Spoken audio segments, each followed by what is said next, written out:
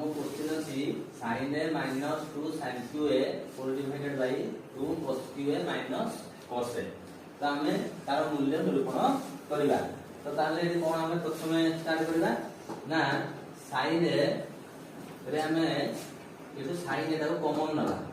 sin a एटा हमें common नबा ताले 1 minus 2 sin square a 1 minus 2 sin square a इटा sin a कॉमन ले कि हबो सेकंड तार हमें कोन करबा whole divided by 2 cos qa minus cos a।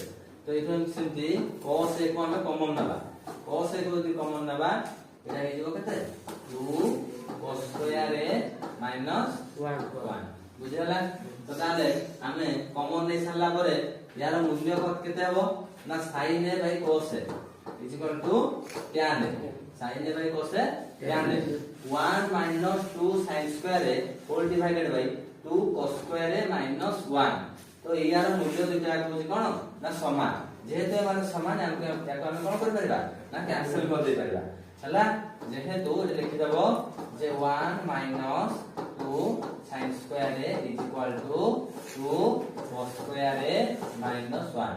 तो राइट हमरो cos 2a सहित समान बुझला। तो हमर आंसर कते हला ना tan a।